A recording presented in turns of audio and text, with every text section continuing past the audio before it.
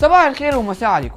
الشركات الصينية بدأت تكبر قوي في السوق بتاع الموبايلات، وكمان بتنزل موبايلات مواصفاتها حلوة جدا وسعرها رخيص جدا، ودي الحاجة اللي بتخليك تفكر كذا مرة قبل ما تشتري موبايل غالي. وطبعا لو جبنا سيرة اي موبايل غالي يبقى اكيد هيكون الايفون. انا جورج عماد، والنهاردة هقول لكم 5 اسباب تخليك ما تشتريش اي ايفون.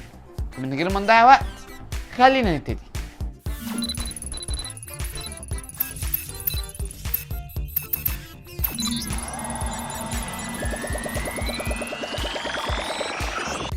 مبدئيا انا مش قصدي اني اقلل من مكانة الايفون او اقول عليه ان هو موبايل وحش. انا موبايلي الرئيسي ايفون 5S وده الموبايل اللي بستعمله، لكن بس انا عايز انبهكم من شوية نقط ممكن ما تعجبكوش في الايفون. اول سبب يخليك ما تشتريش اي ايفون هو الشاشة. شاشة الايفون ممكن تكون مرضية جدا ليك، لكن لما نيجي نقارنها باي موبايلات تاني هتلاقيها ضعيفة شوية. من كام سنة ابل عملت موبايل ايفون 5S والشاشة بتاعته كانت بكثافة بكسلات 326 بكسل في الانش الواحد. وفي نفس السنة سامسونج عملت موبايل السامسونج جالاكسي S5 والشاشة بتاعت الموبايل دوت كانت بكثافة بكسلات 432 بكسل بير انش. فرق كبير ها؟ سيبكم من زمان.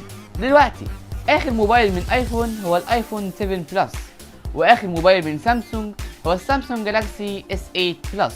شاشة الايفون 7 بلس فيها 401 بكسل في الانش الواحد، لكن شاشة السامسونج جالاكسي S8 فيها 529 بكسل في الانش الواحد.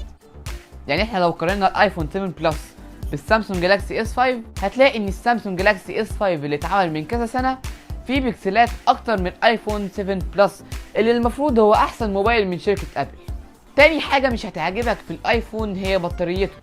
الايفون عموما البطارية بتاعته سيئة. انا واحد معايا موبايل ايفون بشحن موبايلي تقريبا 3 مرات في اليوم، فبالتالي لو انت بتحب تمسك الموبايل كتير ما اظنش ان الايفون هيكون حل مناسب ليك. تالت حاجة ودي حاجة بتسبب لي مشاكل كتير جدا وهي مساحة التخزين. حاجة وحشة جدا في اي ايفون انك ما ينفعش تحط له مساحة تخزين خارجية، فبالتالي انت معاك مثلا 16 جيجا وما تقدرش تزودهم، ويوم ما يخلصوا منك هتضطر تمسح حاجات. فبالتالي قبل ما تجيب الموبايل بتفكر تجيب مساحة كبيرة. المشكلة هنا ان ابل حط ما بين كل مساحة ومساحة فرق فلوس كتير جدا، فبالتالي انت بتضطر تروح مع المساحة الصغيرة وفي الاخر بتضطر تمسح حاجات من موبايلك. رابع حاجة هي قوة الاستحمال. اظن اللي احنا شفنا في الايفون 6 اللي هو كان بيتنى، موبايل فعليا كان بيتنى من كتر ما هو ضعيف. ايفون عموما لو وقع منك احتمال كبير ان هو يتكسر، وبكده انت هتكون ضيعت فلوس كتير جدا وهتصرف فلوس كتير جدا عشان تصلحه. خامس حاجة واللي اكيد لازم نتكلم عليها هي السعر. سعر الايفون عموما غالي قوي، ودي النقطة اللي بتخليك تفكر كذا مرة. انت ممكن تصرف نص الفلوس ديت وتجيب موبايل حلو جدا لكن من شركة مش معروفة شوية.